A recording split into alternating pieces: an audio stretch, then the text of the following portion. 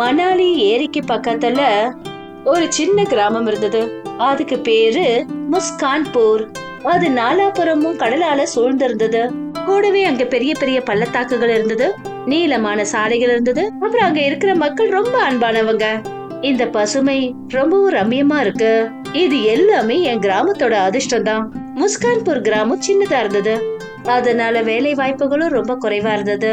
மக்கள் சின்ன சின்ன வேலைகளை செஞ்சு வாழ்ந்துட்டு இருக்காங்க, ஆனா அதுலயே சந்தோஷமா இருக்காங்க. ஆனா ஒரு நாள் நாடு முழுவதும் பொருளாதார மந்தம் ஏற்பட்டுடுச்சு. அந்த காரணத்தினால நிறைய பேரோட வேலைகள் நின்னு போயிடுச்சு. செஞ்சிட்டு இருந்த வேலை நின்னு போச்சு. கிராமத்து ஜனங்க ரொம்ப கவலையாயிட்டாங்க. ஐயோ கடவுளே, இப்படி ஒரு நாளை எங்களுக்கு ஏற்படுத்திட்டியே. எங்களுடைய இந்த சந்தோஷமான கிராமம் திடீர்னு கவலை ஆயிடுச்சு. எல்லாரோட கைகள்ல இருந்தும் வேலை பறிக்கப்பட்டுடுச்சு. சூரஜோட அப்பா ரொம்ப கவலையோட இருக்காரு.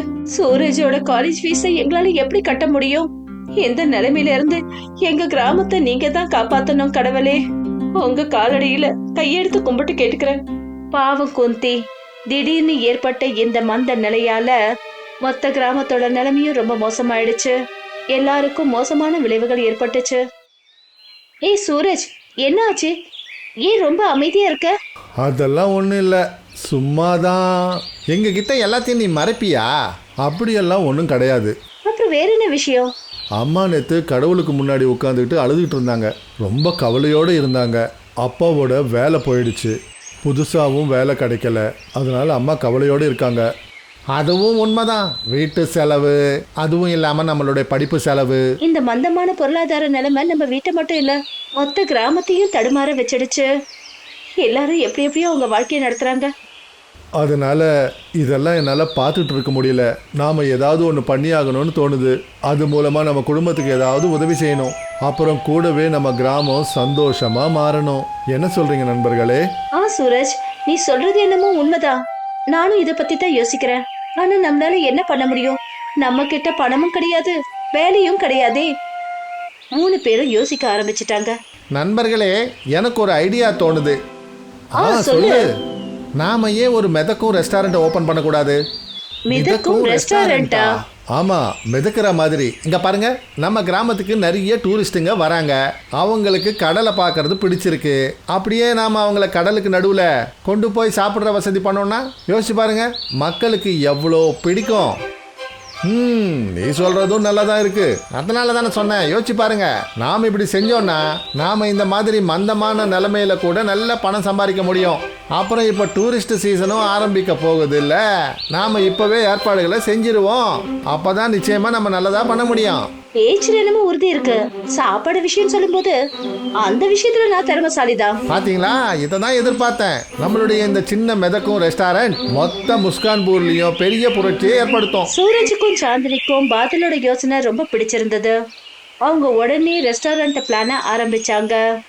ஆனா அதுக்கான ஏற்பாட்டுக்கு அவங்க கையில பணம் கிடையாது.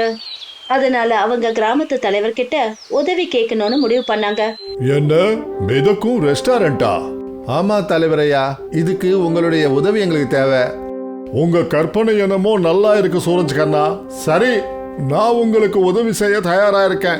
என்னுடைய வியாபாரி படகுகள்ல ஒண்ணு நான் உங்களுக்கு கொடுக்கறேன். அப்புறம் கூடவே தேவையான பொருட்களையும் கொடுக்கறேன். ரொம்ப நன்றி தலைவரையா. நன்றி சொல்றதுக்கு இடமே இல்லை கண்ணா. இந்த மந்தமான நிலைமையில கூட பசங்க நீங்க நல்லதா பண்ணணும்னு முயற்சி பண்றீங்க. அப்படி இருக்கும்போது நான் ஏன் உங்களுக்கு உதவ கூடாது? தலைவரோட பேச்சு கேட்டதும் சூரஜுக்கு இன்னும் அதிகமான துடிப்பு ஏற்பட்டுச்சு. அப்புறம் அவன் தன்னோட நண்பர்களோட முன்னேறி போக ஆரம்பிச்சான். தலைவர் கொடுத்த படகுல சூரஜ், சாந்தினி, பாதல் சேர்ந்து ஒரு அழகான மிதக்கும் ரெஸ்டாரண்ட்டை உருவாக்கினாங்க. அப்புறம் அதுக்கு பேரு கடல் நட்சத்திரம்னு வச்சாங்க. வாங்க, ஒரு வழியா இது தயாராயிடுச்சு. அப்புறம் சாந்தினி, சீக்கிரமா ஏதாவது நல்லதா செய். நாம கிராமத்து ஜனங்களை நம்ம கடையில செய்யற சுவைகளை சுவைக்கிறதுக்கு கூப்பிடலாம். ரெஸ்டாரண்ட் தயாரானதும் சூரஜும் பாதலும் கிராமத்து ஜனங்களை அங்க வர வச்சாங்க. எல்லாரும் அவங்க 3 பேரோட மிதக்கும் ரெஸ்டாரண்ட்டை பார்க்க வந்தாங்க. அவங்க எல்லாரும் படகு ரெஸ்டாரண்ட்டை பார்த்ததும் ரொம்ப சந்தோஷப்பட்டாங்க. அவங்களுக்கு அது ஒரு பெரிய கண்டுபிடிப்பு மாதிரி தெரிஞ்சது. அடடா கண்ணா, நீங்க அருமையான ரெஸ்டாரண்ட் ஓபன் பண்ணிருக்கீங்க. அம்மா, உங்களுக்கு பிடிச்சிருக்குல்ல? ஆமாப்பா, எனக்கு ரொம்ப பிடிச்சிருக்கு. இததாம்மா நான் ஆசைப்பட்டேன். இப்ப பாருங்களேன், இதால நான் நிறைய பணம் சம்பாதிப்பேன். அப்புறம் வீட்டுக்கு முழுமையா உதவி செய்வேன். நான் மறுபடியும் உங்களை கடவுள் முன்னாடி உட்கார வச்சு அழவிட மாட்டேமா. ஓ, என்னுடைய செல்ல கண்ணா, நீ உன்னுடைய உண்மையான நல்ல மனசோட இந்த ரெஸ்டாரண்ட் ஓபன் பண்ணிருக்கல, நீ வேணா பாரு, இதுல கண்டிப்பா நீங்க வெற்றி அடைவீங்க. மறுநாள் சூரஜ், சாந்தினி அப்புறம் பாதல் அவங்களுடைய மிதக்கும் ரெஸ்டாரண்ட்டை டூரிஸ்டுங்களுக்காக ஓபன் பண்ணாங்க. முதல் நாள் அந்த ரெஸ்டாரண்ட்டுக்கு கொஞ்சமான டூரிஸ்டுங்க தான் வந்தாங்க. அட என்னது, இவ்வளவு கம்மியான ஆட்கள்? நண்பர்களே, நான் என்ன நல்லா சமைக்கலையா? எல்லாம் நல்லா தான் இருக்கு, நீ தான் தேவையில்லாம கவலைப்படுற. இப்படி எல்லாம் சரியா இருக்குன்னா ஏன் ஜனங்க இவ்வளவு கம்மியா வந்திருக்காங்க? சாந்தினி, இன்னைக்கு முதல் நாள், மக்கள் குறைவா தான் வருவாங்க. ஆனா பாரு, மெல்ல மெல்ல எல்லாமே சரியாயிடும். குறைவான ஆட்கள் வந்ததுனால சாந்தினி கொஞ்சம் கவலையாயிட்டா. ஆனா சூரஜ் சொன்னது போல அப்படியே நடந்தது. மெல்ல மெல்ல ரெஸ்டாரண்ட்ல கூட்டம் அதிகமாக ஆரம்பிச்சது. எல்லாரும் பாராட்டிட்டு போக ஆரம்பிச்சாங்க. அந்த காரணத்தினால கடல் நட்சத்திரம் எல்லாருக்கும் பிடிச்சமானதா மாறிடுச்சு. ரொம்ப தூரத்துல இருந்தெல்லாம் மக்கள் இங்க சாப்பிட வந்தாங்க. அட, இது என்ன சூப்பரா ஆயிடுச்சு! மக்களுக்கு நம்ம ரெஸ்டாரண்ட் அப்புறம் இங்க இருக்கிற உணவு ரொம்ப பிடிச்சு போச்சு. பாத்தியா, நான் தான் சொன்னேன்ல இப்படிதான் நடக்கும்னு. நீ தான் தேவையில்லாம கவலைப்பட்டுட்டு இருந்த. அடடடடடடடா. ஒரு வழியா சாந்தினி, சூரஜ் அப்புறம் பாதல் ரொம்ப சந்தோஷமா இருந்தாங்க. இப்ப அவங்களால அவங்க குடும்பத்துக்கு உதவி செய்ய முடியும். அப்புறம் அவங்க கிராமத்தையும் அவங்க மகிழ்ச்சிகரமா மாத்திட்டாங்க. இந்த ரெஸ்டாரண்ட் பாத்தீங்கன்னா டூரிஸ்டுங்களை மட்டுமே கவரல, இது கிராமத்து ஜனங்களுக்கும் வேலை வாய்ப்புகளை கொடுத்தது. கிராமத்து ஜனங்க மெல்ல மெல்ல இப்போ வளர்ச்சி அடைய ஆரம்பிச்சாங்க. ஒரு வழியா நாம சாதிச்சிட்டோம். கிராமத்து ஜனங்க எவ்வளவு சந்தோஷமா இருக்காங்க. அப்புறம் நம்ம குடும்பம் கூட. ரொம்ப சரியா சொன்ன. நாம எல்லாம் சேர்ந்து ஏதோ பெருசா செஞ்சிட்டோம். எல்லாமே நல்லபடியா தான் போய்கிட்டு இருந்தது. அப்பதான் ஒரு நாள் ஒரு பணக்கார ஆளு அமித் அந்த கிராமத்துக்கு வந்தாரு. அவரு கடல் நட்சத்திரத்தை பார்த்தாரு. அத பார்த்து அவரு ஈர்க்கப்பட்டாரு. அவரு சூரஜ், சாந்தினி அப்புறம் பாதல ரெஸ்டாரண்ட வாங்கறதா சொல்லி முறையிட்டாரு. இதுல எல்லாருக்குமே பயன் இருந்தது. ஆனா சூரஜ், சாந்தினி, பாதலுக்கு தெரியும், அப்படி அவங்க அந்த ரெஸ்டாரண்ட வித்துட்டாங்கன்னா அவங்களால பெரிய பணக்காரங்களா ஆக முடியும்னு. அப்புறம் அவங்களுக்கு இதுவும் தெரியும், கிராமத்து ஜனங்களுக்கு இந்த ரெஸ்டாரண்ட் ரொம்பவே முக்கியத்துவம் வாய்ந்ததுன்னு. சார், இது நாங்க செஞ்ச பாக்கியம் சார். எங்களுடைய சின்ன ரெஸ்டாரண்ட் மேல நீங்க ரொம்ப இன்ட்ரெஸ்ட் எடுத்துக்கிட்டீங்க. உங்களுடைய கோரிக்கையை எங்களால ஏத்துக்க முடியாது சார். இந்த ரெஸ்டாரண்ட் எங்க கிராமத்து ஜனங்களுக்கு ரொம்பவே முக்கியமானது. எங்களால இதை விற்க முடியாது. சூரஜ் சொல்றது ரொம்ப உண்மை சார். இந்த ரெஸ்டாரண்ட்டை நாங்க எங்க குடும்பத்துக்காகவும் கிராமத்து ஜனங்களுக்காகவும் ஓபன் பண்ணோம். இதை வித்து எங்களுடைய லாபத்தை மட்டும் பாக்குறத நாங்க விரும்பல. சூரஜும் சாந்தினியும் சொன்னது கேட்டுட்டு அமித் ரொம்ப அதிர்ச்சியானாரு.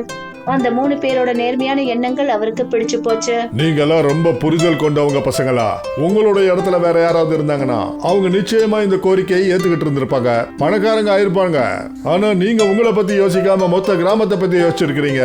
என்னுடைய கோரிக்கையை நீங்க ஏத்துக்கலன்றது எனக்கு ரொம்ப சந்தோஷமா இருக்கு. அதனால இப்பவே நான் ஒரு முடிவு எடுத்திருக்கேன். நான் உங்களுடைய இந்த ரெஸ்டாரண்ட்டை இன்னும் பெருசாக்கிறதுக்கு உதவி செய்யறேன். நாம ஒன்னா சேர்ந்து இது இன்னும் பெருசா உருவாக்கலாம். அமித் சொன்னதை கேட்டு எல்லாருமே ரொம்ப சந்தோஷப்பட்டாங்க. அமித், சூரஜ், சாந்தினி அப்புறம் பாதலோட சேர்ந்து ரெஸ்டாரண்ட்டை இன்னும் நல்லபடியா ஆக்குனாரு. அவர் அந்த ரெஸ்டாரண்ட்ல புது அறைகளை கட்டினாரு, புது புது வசதிகளை கொண்டு வந்தாரு.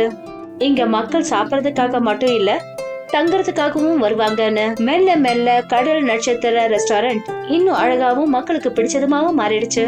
சூரஜ், சாந்தினி, பாதல் சேர்ந்து அவங்க கிராமத்தை இன்னும் செழிப்பாவும் மகிழ்ச்சிகரமாவும் ஆக்கினாங்க. அடேங்கப்பா, பாக்குறீங்களா நண்பர்களே, நம்மளுடைய சின்ன ரெஸ்டாரண்ட் இன்னைக்கு எவ்வளவு பெருசாயிடுச்சுன்னு எனக்கு ரொம்ப சந்தோஷமா இருக்கு. நாம பாதலோட கற்பனைகளை நிஜமா மாத்திருக்கோம். அப்புறம் இந்த ரெஸ்டாரண்ட்டை உருவாக்கினோம். சரியா சொன்ன. சரியா சொன்ன. பாடம், இந்த கதை நமக்கு சொல்லிக் கொடுக்கறது என்னன்னா, இப்படி நாம எல்லாரும் ஒண்ணு சேர்ந்து வேலை செஞ்சா நம்மளால எதையும் சாதிக்க முடியும். அப்புறம் நமக்கு எதையும் கத்து கொடுக்குது, நாம எப்பவும் மத்தவங்களுக்கு உதவி செய்யணும். அப்புறம் நம்மளுடைய கனவுகளை என்னைக்கும் விட்டு கொடுத்துட கூடாது.